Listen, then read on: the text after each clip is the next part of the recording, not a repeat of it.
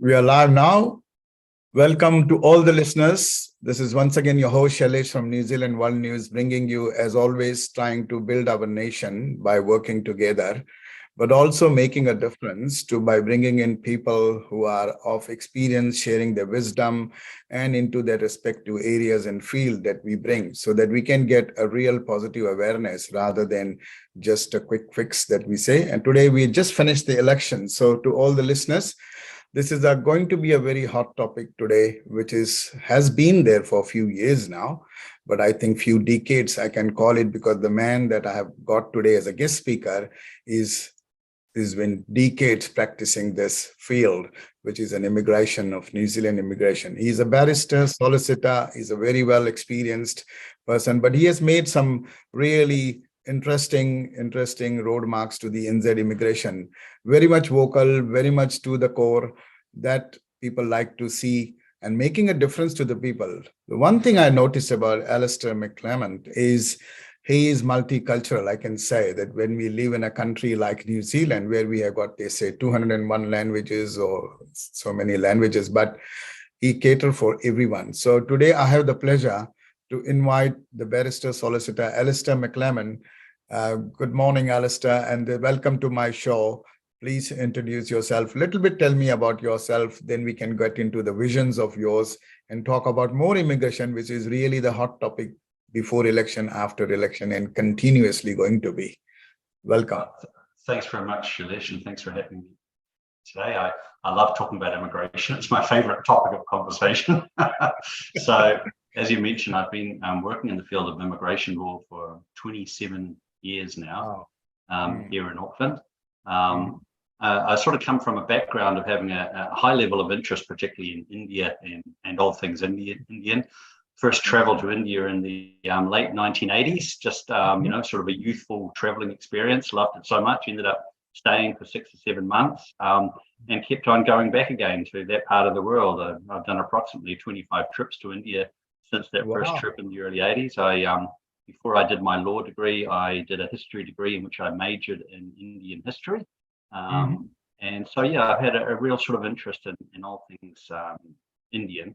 And, being in the field of immigration law, I naturally developed a large Indian client base and have a particular interest in immigration issues which specifically affect Indian migrants and the different sorts of issues which are important for Indian migrants. And so I sort of feel that the advocacy that I've done through the media and lobbying the government and lobbying politicians has really been on behalf of the issues which I felt are important to Indian migrants. And my interest in the political scene is really on how migrants tend to support the various political parties, how they vote, and what's interesting to them, important to them when they do vote in elections. So what we had last week is of particular significance in that regard.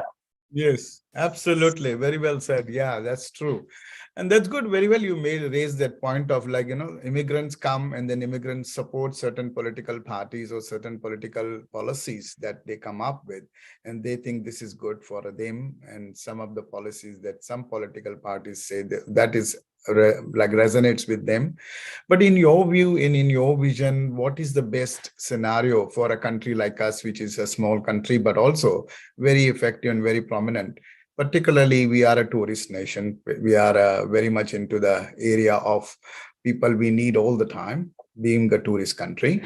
That's students and all that was also one of the biggest part somewhere in 2004, 2003 and 7. But then after that, we moved on from not just students, but we wanted for people for work and to increase our nation's skills and help our nation. So in talking about those visions, you have seen that, as you said, mentioned, to more than 3 decades, almost 3 decades in this area, and plus working with the migrants and immigrants. What do you see New Zealand really is heading from what you have seen, the direction that they started for bringing migrants for a purpose, for a particular building our country. And what we are seeing now is growth, economy, development, and we need people to grow economy and all of that we talk about. How do you see, and what's your difference that you have seen over a period of time that New Zealand have these migrants made some peculiar differences, or should be really heading towards a good direction? What's your visions on that? Yeah. Tell us.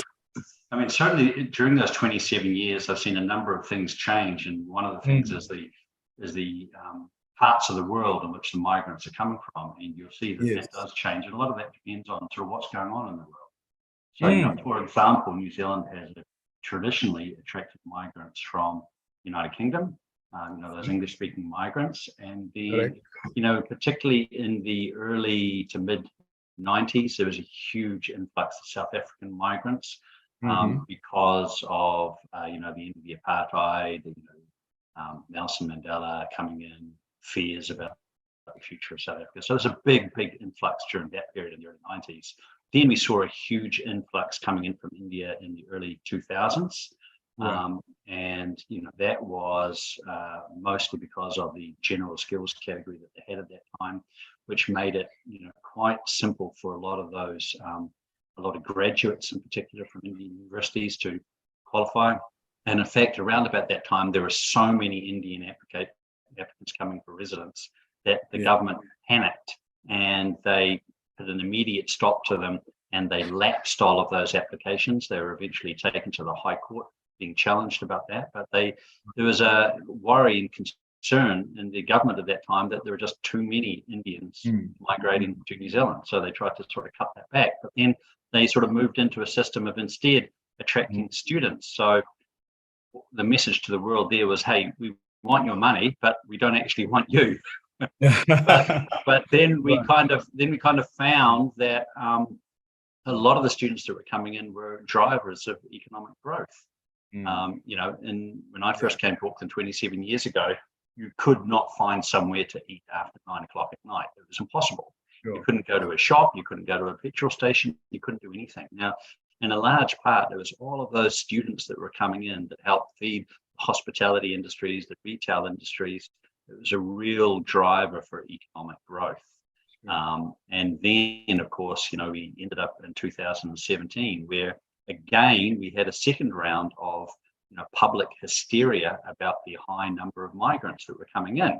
And then, you know, during that 2017 election, there were at least several political parties that made it one of their, you know, central platforms in that election to reduce migrant numbers.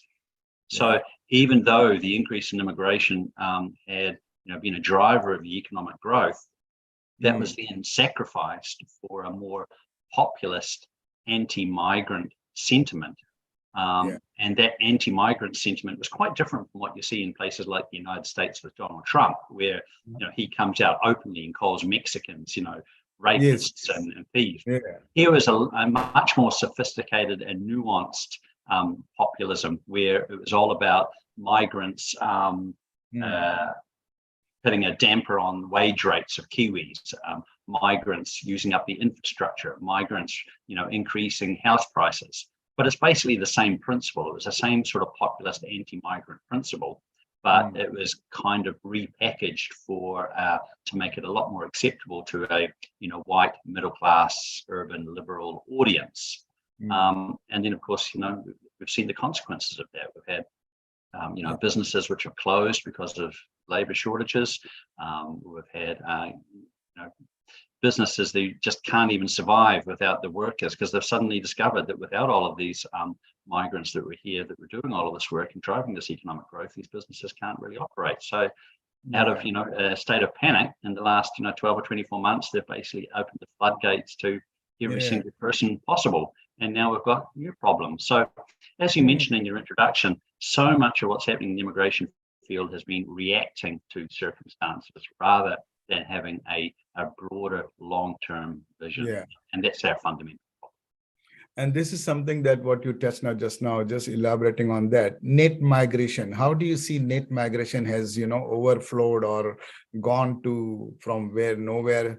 Like we used to have about 12 to 15,000 a year annual. That was our net migration kind of ballpark, but then all of a sudden in, I think 2016 or 2014, 16, it went to 72,000 net. And then now recently, as you know, it's about 100,000 it has touched the net migration. Yeah. So we do talk about infrastructure and we do talk about this too much immigration and all that. But we have seen a lot of surge in the net migration. How do you see this benefiting, or what is the effect of this to our country and to our nation? What really the government or the policies makers should be thinking about? Well, I mean, I've done, quite a bit of reading on international research about the effects of migration in terms of economic growth and infrastructure and these types of things. And it is quite interesting because this, the previous Labor government, I was going to say this government, but the previous Labor government, they were elected in 2017. I mean, their big thing was that migrants were driving down the wage rates for Kiwis and that it was a strain on infrastructure. So that was the premise of their policies.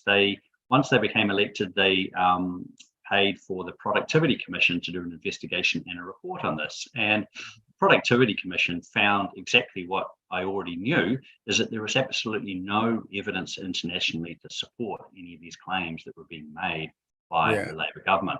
In fact, a lot of the research, particularly from the United States, where they have really high migrant numbers, shows the opposite. So, for example, there was a time, I think around 10 or 15 years ago, where the US government allowed 125,000 new migrants to enter into Florida from Cuba. A lot of these people had very limited English skills, not a lot of other skills. Now, you would expect a sudden influx of 125,000 migrants to have a damper on the wages and infrastructure, strange. But in fact, the exact opposite occurred. It was actually turned out to be a huge driver of economic growth. The wages of the local Americans grew as a consequence of that economic growth. A lot of the people that were Americans that were in relatively unskilled work were then able to get into higher level skilled work because they were supervising a lot of the new migrants coming in. So they were getting wage increases, they were getting more responsibilities, and the influx of all the people enabled a lot of the infrastructure building to actually take place. So it turned out to be a significant economic boom for Florida in that example, with a sudden influx of 125,000 people. But that doesn't really sort of fit in with what a lot of, Joe average voters' perception is, because, the normal human perception is migrants come and they steal jobs, that's sort of standard perception. So, the Labor government had a variation on that, but, it's a myth. It doesn't actually happen like that. And there's absolutely no evidence to support that. In fact, the evidence shows the opposite, that it's actually a driver of economic growth. So we sacrificed that economic growth for the sake of a populist election platform. So, we had those years that were no migrants coming in, but then businesses were suffering. So we suddenly had to open the floodgates. And as I said, prior to 2017, a lot of those sorts of jobs in hospitality and retail were being filled by students who had English skills, they had good qualifications, they had New Zealand qualifications, they had that ability to do that sort of work hard, and then work their way up the career path in hospitality or retail. But now, out of desperation, they've opened up the floodgates, and the people are coming in who have no qualifications, no English, no skills, and no experience. So, these people are not able to, work their way up the business structure. They're not able to add significant value. We've got a huge number of people coming in. They don't have the English language skills. They're being exploited. It's been a complete disaster, and that's what happens when you shut the borders for political, ideological reasons. But is it something that what you have seen is the focus for the migration was not to make a development or growth for the country, but more to get revenue for the country? Was that the focus that time? It has been for quite some time now. So under that previous national government, where they basically opened it up for students, it was all about money, money, money. Right. And there were all sorts of deceptive means used by not only the education agents and the schools, but the government themselves to try and lure students to come here, pay the money, and then get rid of them as quickly as possible. So, it's always been about money rather than actually trying to find people who are going to be, of good long-term value to the country. I can't recall a time when New Zealand's immigration policies was about trying to attract young, talented, skilled and qualified migrants in a long-term immigration plan. It's just always been about get the money and fill the immediate gaps, and that's it. Yeah. And this is something that I wanted to talk about with you, because to all the listeners, they can understand that, policies can be made, people can come in, people can work, and people can damage, or they can take this residency here and then they go to another country and take all the skills from here to another country. It's all a part and parcel of this immigration. However, when it comes to the core crux of this immigration, why we bring in the first place, to create an image for our country, to brand our country of what really is doing these migrants. What's your view on that in terms of our image that has gone from where to where? When it I think there's like some, 3 or 4 really key points. So New Zealand is in a very odd situation in which New Zealand residents and citizens can just simply get on a plane and go and live and work in Australia. Okay. Yes. So they make more money in Australia. There's more opportunities in Australia. It's the lucky country. So it's a strong pull. So young New Zealanders, with qualifications, with those skills, are going to be attracted out of the country towards New Zealand, Europe, and North America. So we've got a real problem of trying to retain young, energetic, and talented people. Second, like all other Western countries, we're having an aging population. The baby boomers after the Second World War are now getting into their retirement phase. So they're no longer working, they're no longer, productive, and they need to be looked after. And it's the young people who look after them. So how are they going to be looked after, and how are we going to replace that sort of skill and productivity? And the third point is that the New Zealand wage rates that we're offering migrants from outside of the Western world is significantly lower than our competitors. And we need to understand that we're in a competition here against Australia, Canada, United States, Europe, and United Kingdom. But a lot of the politicians and decision makers in this country seem to think that New Zealand is at the top of the list of everybody. They seem to think that, because you have the Lord of the Rings movies made here, suddenly every single person in the world wants to migrate to New Zealand and see, clean, green New Zealand and mountains and trees and rivers. It just ain't that just ain't the case. We really, really, really struggle to attract people. And you can't really attract people from those richer Western countries because the wage rates in those countries are so high that you're taking a huge pay cut to come here in New Zealand. So therefore, our target market for migrants is clearly going to be that Asia Pacific region. So, we're living in a fantasy world if we think we're going to fill our migrant needs from North America and Europe. It's just not going to happen. So therefore, the question is, okay, if it's going to be the Asia Pacific region, then how do we attract the best from those regions? But, we're not doing that because we have very discriminatory policies in New Zealand, which are very Eurocentric, which count count towards, and particularly that sort of Indian market for migrants. And there's a very anti-Indian sentiment within Immigration New Zealand and within the political leaders here in this country about Indian migration. Yeah. So what do you think, with the political parties with 2 different ideologies for the immigration? Immigration is the same. New Zealand immigration image is same created by any political party from New Zealand.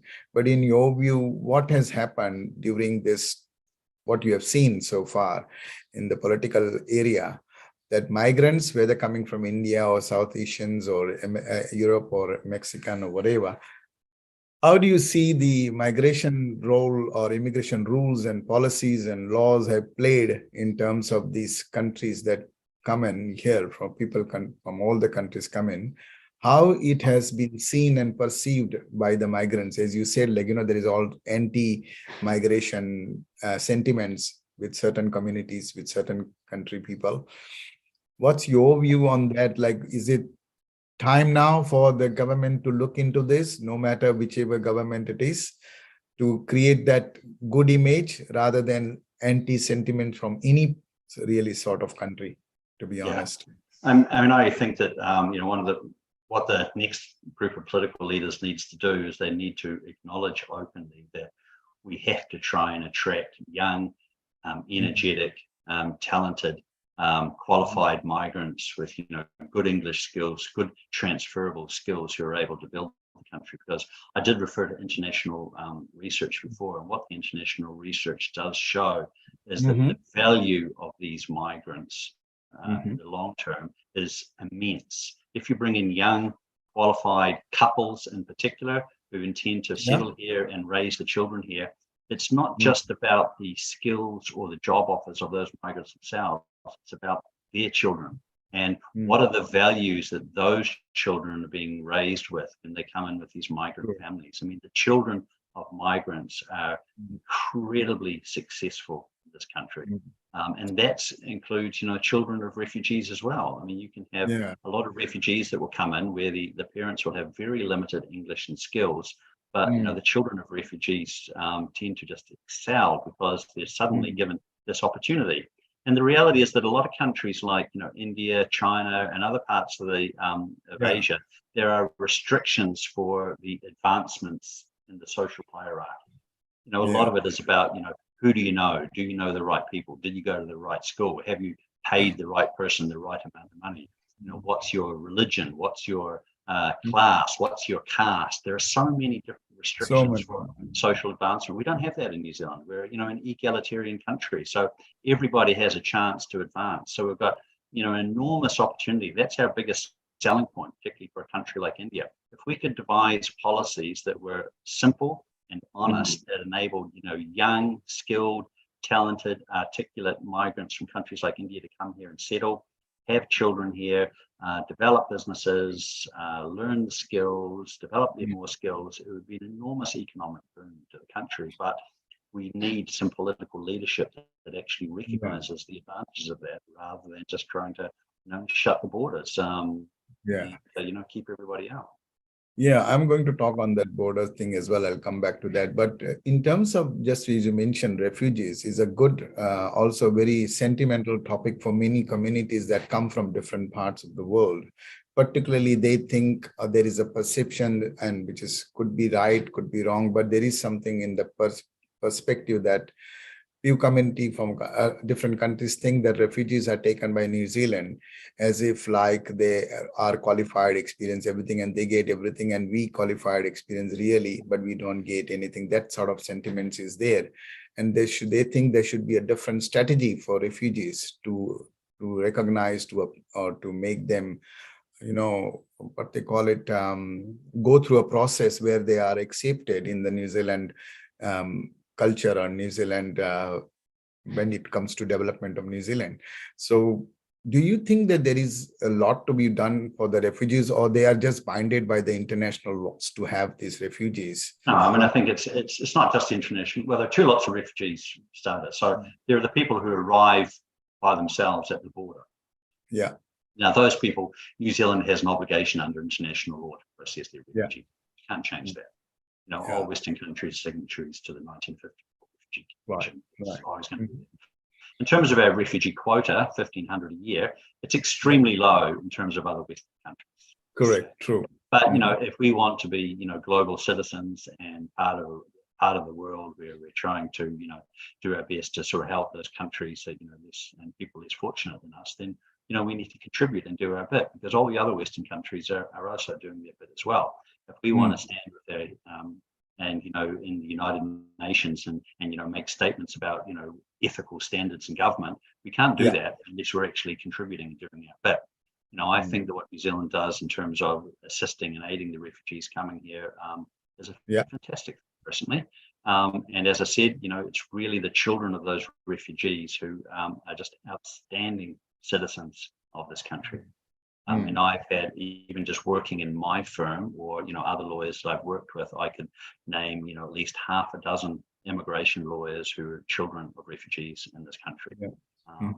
Engineers, doctors, there's everything. I think they're fantastic to this country, and it really helps build that sort of social cohesion in the community. So I'm a big fan of the refugee work. So do you think the current process of New Zealand immigration for refugees, particularly who arrive at the border for some unrest or distress in their country, that process, is it good enough to vet them, to accept them just the way Well, look, they are? it probably is, because I think in terms of refugees, you have to give refugees the benefit of the doubt. You can't really take a Sure. risk. If someone comes in and says, "Look, I'm being hunted down by the government of my country and they want to kill me," and then you have too high of a standard of proof for that, and you send them back to that country, they're likely to be killed. Now, I don't think a civilized country can do that. True. So we have to give them the benefit of doubt, and that means that there are some people who are going to cheat the system. But I think that people coming in and cheating the system is a better outcome than sending people back to their death. Right. So I'm okay with it. The only thing that I think does need looking at is that the current processing times for refugee claims is really long. It's 2 or 3 years.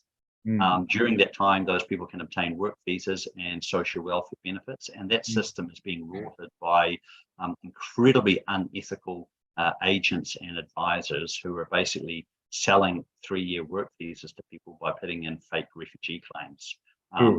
Those people need to be stamped out. Those people putting those fake refugee claims need to be found out, had their license taken off them, and kicked out of the country because they're destroying this. Yeah.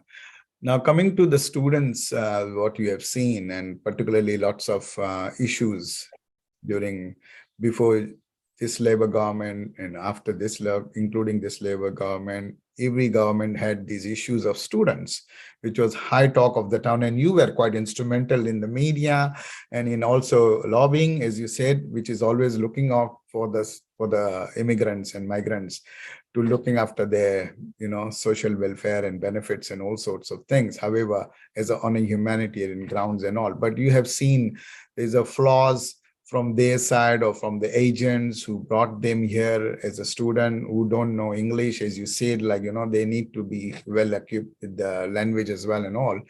What's your view now going forward, and after COVID also, these students, what's your view and visions that the government should be really looking into for these students? First, whether they should be bringing the students for a particular skills that New Zealand country as a country requires, or they should just bring them so that because we have courses so that they can do it overseas course and they can give us the money.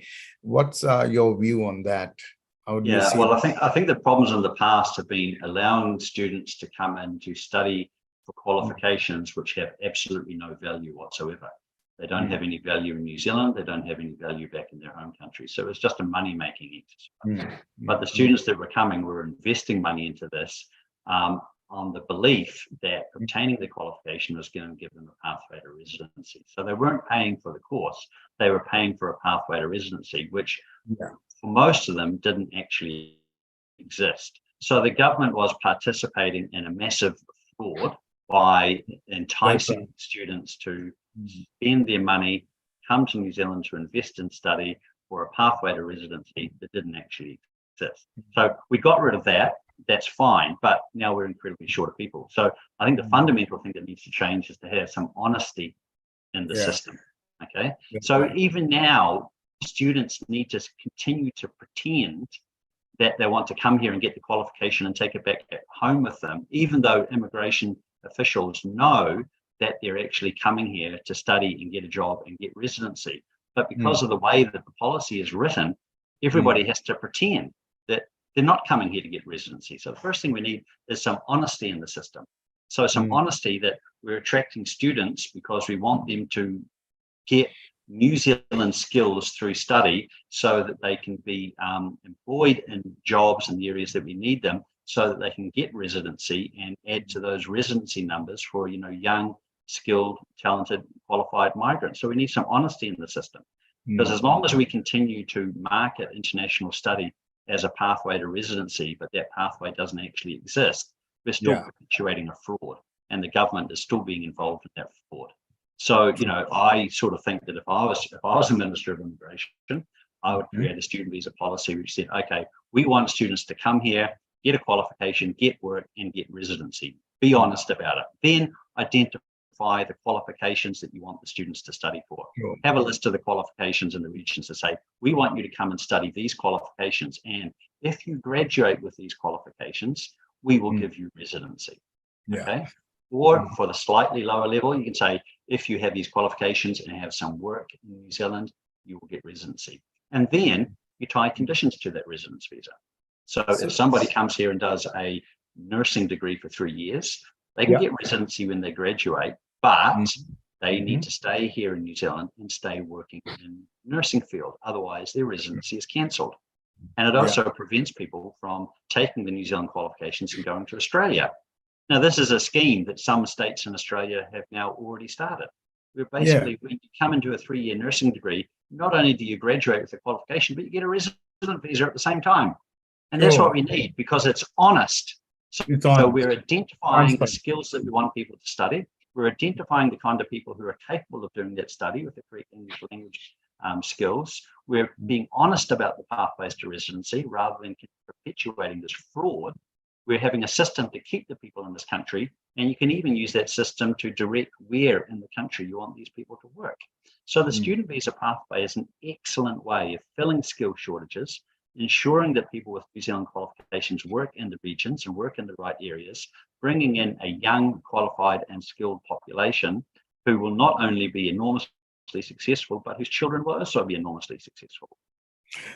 Just on that, and you said very well skilled, and which I have been also like thinking for the last couple of decades now, is do you think the contribution of, or do you think the setup or the settings of our immigration based on the ANZCO code, which has been there for a long time, is that the skill, job description, everything is more beneficial to from an Australian industry and country point of view, which was formed at that time, is now hurting Kiwis or migrants in Kiwis, that they are following the same path and that's where they are stuck? That needs to be reformed, do you think? Yeah, I mean, the ANZCO document is probably the biggest flaw in immigration policy. I mean, it's absolutely disastrous. It's a statistical tool. It was never designed for this purpose. It's out of date. It's often irrelevant.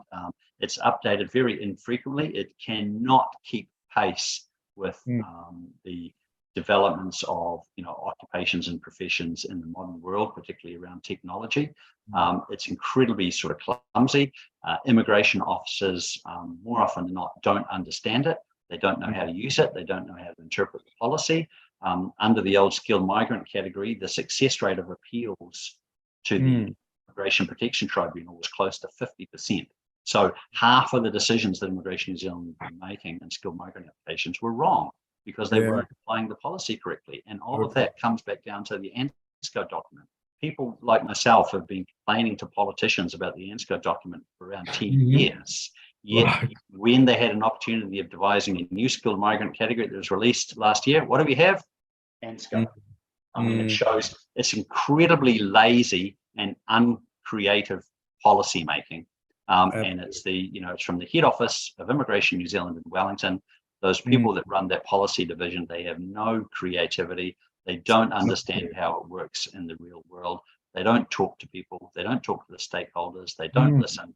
The politicians and the ministers, they don't understand how it actually works. It's a complete disaster, and they need to get rid of it as quickly as possible. If the new incoming government gets rid of ANZCO as an immigration tool, will be one of the best things that they do. Absolutely. Very well said, Alastair. This was great insight. And I thought so that ANZCO could be one of the reformative needed, and what never and now it's needed most after COVID, what we have seen. So just on that, I wanted to talk about how did the government handle during the COVID and after post-COVID, the students who were stuck or the students who were having no work, but they got some little to survive or to. What was your views on that, the way we handled as a country in terms of well, like when the borders first closed, I mean, it was around about March or April of the year 2020. Now, March and April is the most popular time of year, particularly for Indian students and workers to go home and visit. So a lot of the people on temporary visas stuck offshore were from India. So these were 10,000 people that had jobs, had homes, had all of their possessions, had family members here in New Zealand that were all of a sudden locked out. These are the people that were doing a lot of this work, the essential workers during COVID. But we'd gone and locked all these people out. It was just insane. But at the same time, the government was giving exemptions for DJs to come in. It just seems incredible. You have 10,000 workers, a lot of them in essential type roles, who were locked out while the government was giving permission for DJs to come in and entertain them. Right.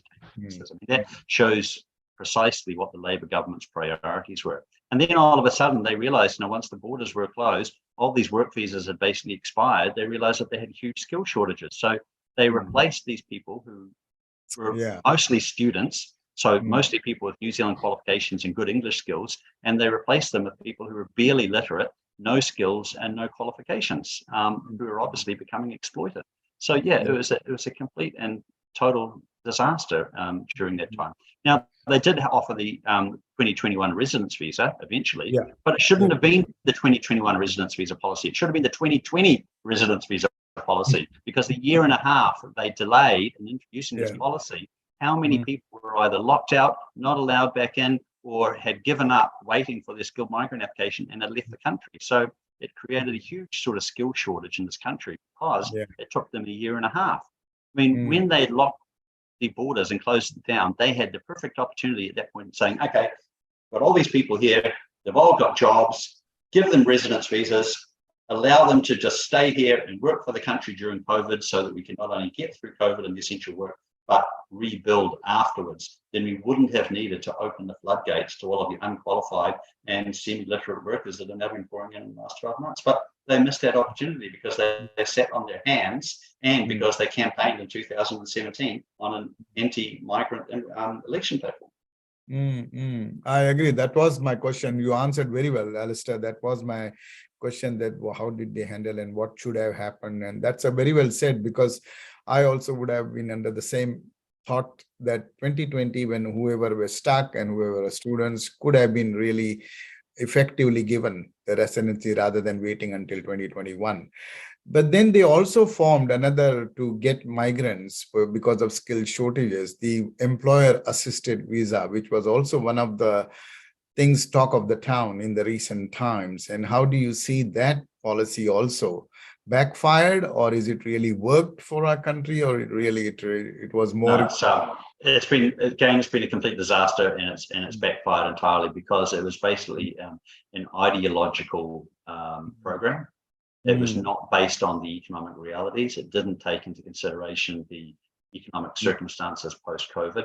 It was basically an idea that was created during 2016 and 2017.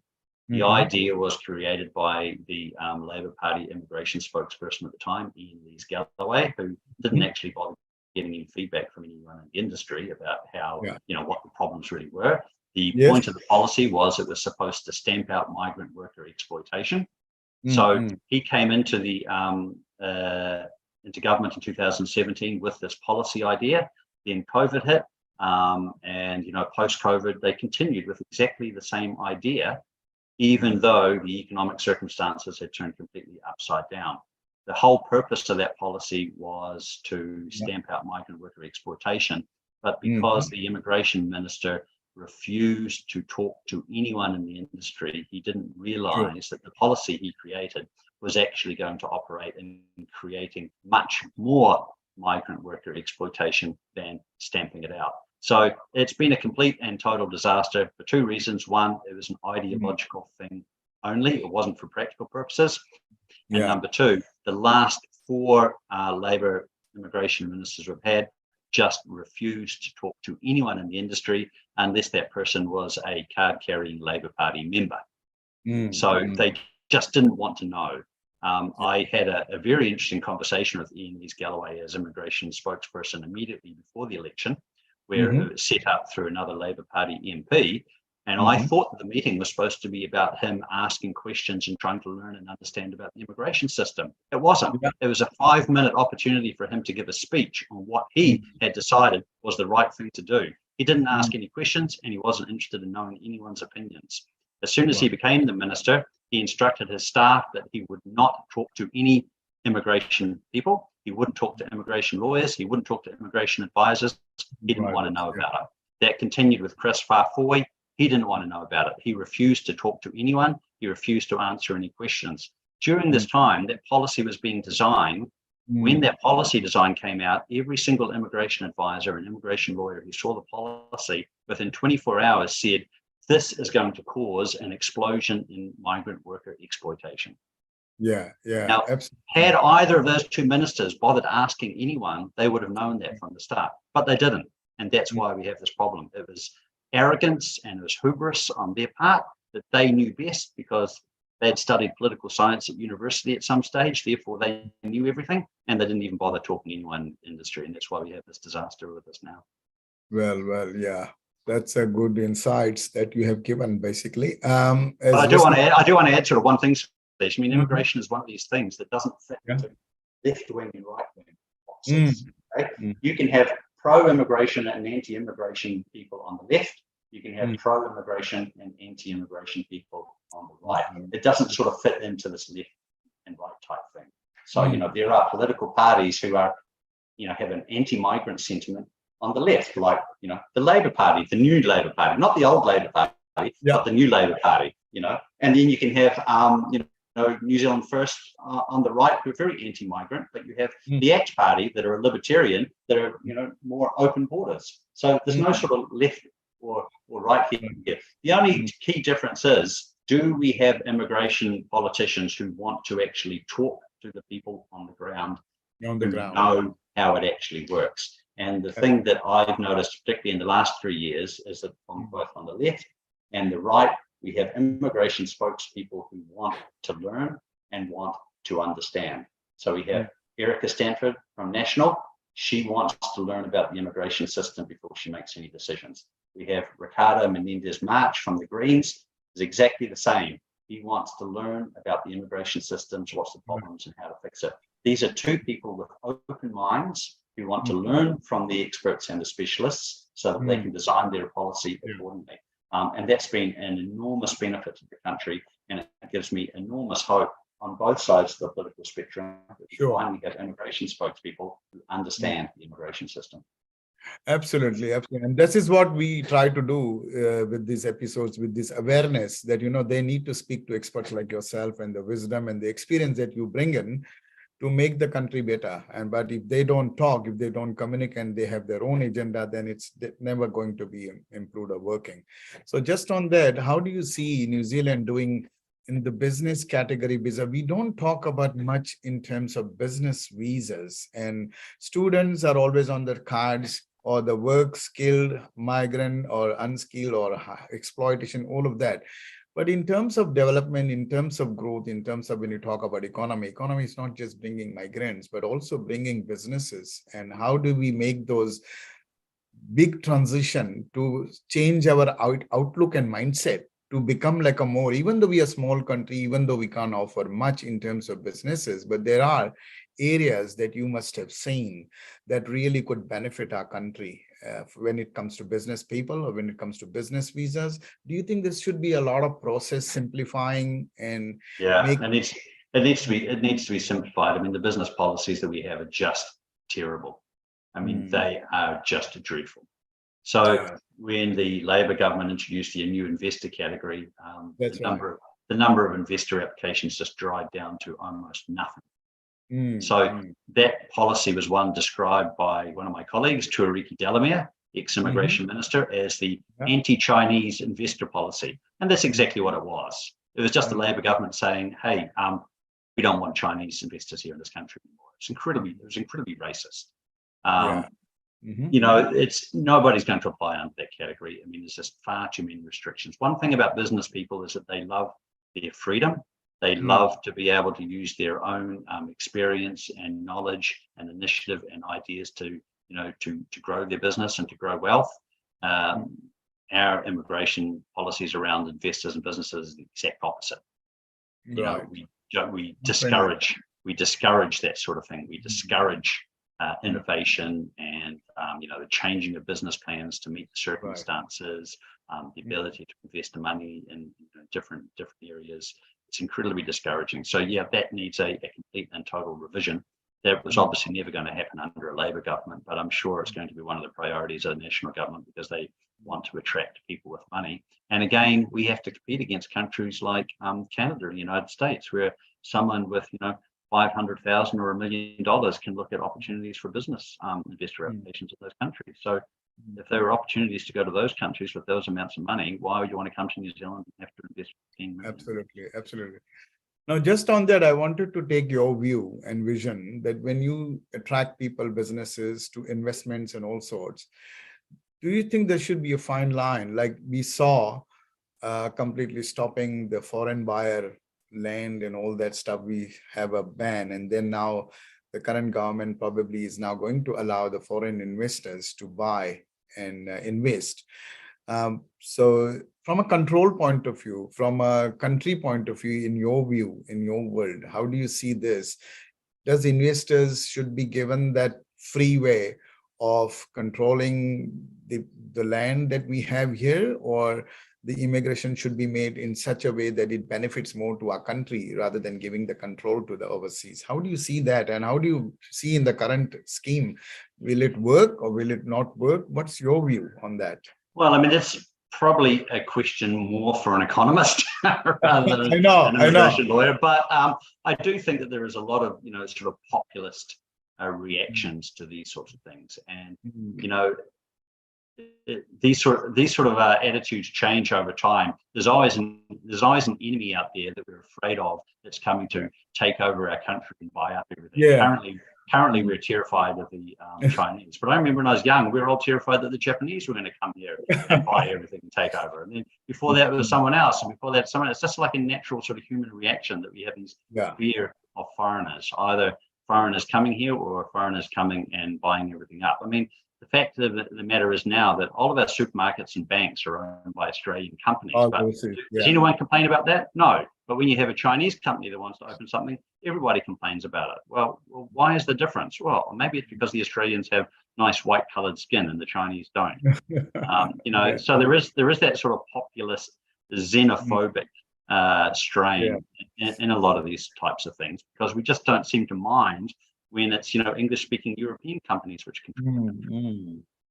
I agree, and it's a very valid point you made. That this is what we have been talking for a long time, that we have banks for so many decades, Australian banks controlling overseas banks that we cater for. Our own banks were only recently, Kiwi Bank was put into the full mode of country-owned bank that was fully operative in this year only. Basically, it was taken, which was a very sad, which I have been trying to understand, that why we haven't got our own bank, just like all other countries, and we have been dealing with other overseas banks. That was funny. Yeah. But you very well said that, the control, we don't complain about these banks. We don't complain about the supermarket. No. Yeah, that's a very valid point. I love it. We're only complaining about the companies that are Chinese owned now. So as you can see, listeners, Alastair has been very, very instrumental and very, very vocal, but also to the point and transparent in terms of what the government and should do and should not do, but more importantly, how it affects you and me, because we all live in this beautiful country and we all want, but experts like him should be really taken into consideration whenever these policies are drawn up to make a difference to us. So Alastair, thank you so much, but give me a final kind of your view moving forward now that the new elected government. How do you see the immigration, whether it is student visa, whether it is skilled migrant, whether it is investor category that we talked about, or whether it is, color like Chinese or Indian or Mexican or American? How do you see the whole immigration? The current government should be really, because there could be a potential act, national and potential NZ we are thinking about. We don't know yet until the final vote counts, but this is what we see. But how do you see happening in the future, and what you think should really happen is a good opportunity now that we have overcome COVID, we have overcome lots of hurdles. We do have cost of living, we do have economies issues and all that, but we do have a migrant issue as well. So give us your final take on these. All that we discussed today was amazing. Yeah. Well, we're in the first week of a change of government. So traditionally national-led governments tend to last for 9 years, right? So we have an enormous opportunity to create some long-term beneficial immigration policies. Because one of the problems with any government policy making is it's always done on 3-year election cycles. Right. And for immigration, we're talking about replacing an aging population. We're talking about sort of generational issues here. So we need immigration policies which take into account that generational type of issues. So that's the key thing. Is I want to see immigration policies that are thinking and looking long term about how do we attract sort of young, energetic, well qualified, enthusiastic, young migrants into the country. So that's what I want to see. Second thing is, from the last 6 years, I want to see the new immigration minister, whoever that will be, to take advice from everyone who's involved in immigration, who understands how the policies actually work in practice, who understand what the drivers of immigration are, who understand what the flaws in the system are. So get a second opinion, not just from the public servants, but from people who are politically neutral, not just, I don't want to go back to the system where, under the previous government, they would only talk to Labour Party members. I want them to be talking to anybody, regardless of their political affiliation. And there are good signs that that's already going to be the case. So I want them to listen and to learn from the industry. I want them to plan long term and plan for the future, because I think that New Zealand has something really wonderful that we can use to attract the best from around the world. And we're here in the Asia Pacific region. We're a young country with a relatively small population, with a good education sector. We have the ability to attract, particularly from India, young, talented, skilled, well-qualified students with very good English who are going to come here, learn particular New Zealand skills and the qualifications that we need, get good jobs, get residency, set down roots, and end up, the whole of the New Zealand cricket team will all be Indian migrants when they lift the World Cup in the next 10 years. Absolutely. I think you're feeling that there's a lot of good transitions could happen, and that's what we got to be very much optimistic about everything. So I think I'm feeling very optimistic, and I'm feeling very happy now that there's going to be some change. Yeah, and change for real change and real good beneficial for our country. Yeah, and the really good thing, as I said before about the political spokespeople, we've now got the Greens are in opposition. They have an excellent immigration spokesperson now. And I know that Ricardo is going to be standing up and holding this government responsible for any mistakes they make, because he's very experienced in the immigration area and he knows what he's talking about. So if this government tries to, do some kind of nonsense in this immigration area, then we, can rely on Ricardo from the Greens to stand up and hold them to this, because he does understand the system. But I also have faith in Erica Stanford with National, and I do hope that she does become the minister, because I know that she does have some, very good long-term visions for this country and immigration policies. Yes, with that, we hope that all the immigration minister and all the opposition people who are passionate and who wants to make a difference to our country really stand up for the real change and not go back to the old ways of doing things. Certainly not the ANZCO code that needs to be removed, as you rightly said. So people who are listening, they can see why New Zealand has been a little bit, in terms of their policies, not really making a real change or a real difference because of the preset settings that they already have, which needs to be reformed. And I think with that note, thanks very much, Alastair. We definitely wanted to talk more, but with that, I will bring that altogether a new topic, which I want to talk is about the parents' categories and how do they affect whether they are students, whether they are migrant, whether they are PhD students and they want their parents to come here and stay with them once they get the visa, because there are lots of PhD. We need highly skilled, but then we also need their parents to come so that they can support. And that's a whole lot together big topic, because it involves not just sentiments and difference to the peoples and to the humanity that we as a country stand for, more kindness and humanitarian grounds, but more also difference making when it comes to really the growth of the country. We will bring that. You're right there, Solicitor, because there are really strong arguments on both sides of the parent visa debate. And it would be really good to actually examine both sides of the argument, because they're equally strong on both sides. Absolutely. That's why that will be for another day, Alastair, because that is going to be altogether a whole one episode. I want to do it with you. We will bring it with you next time. But to all the listeners, this is Alastair, Barrister, Solicitor. And if you need any help, if you want to make a difference to your policies that has been affected to you, please get in touch with Alastair Mcclymont, and you can write to us and we can give your feedback as well. So with that note, thank you very much, Alastair, for doing this episode for New Zealand World News, which is we always try to bring positive awareness and positive people who wants to make a difference to our country. This is all about working together and building our nation.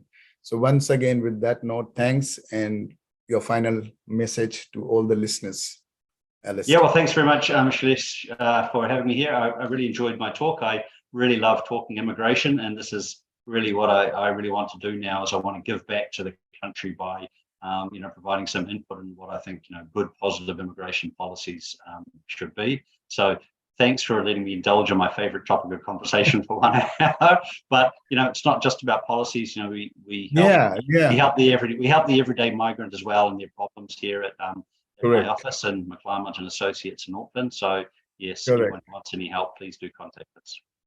Yes. Thank you so much. Yeah, I know you're very passionate, but also very good insights, and the real insights is what we want to people to understand, because it's not always the fault of the policy or the immigration policy maker or the students or the migrant. It's always a give and take, but yes, policies do affect and the perceptions do affect. So to clear all that, we have got Alastair here to sort all your issues. So thanks, Alastair. Thanks very much, Shailesh. Thanks for having me. We'll catch up once again soon with another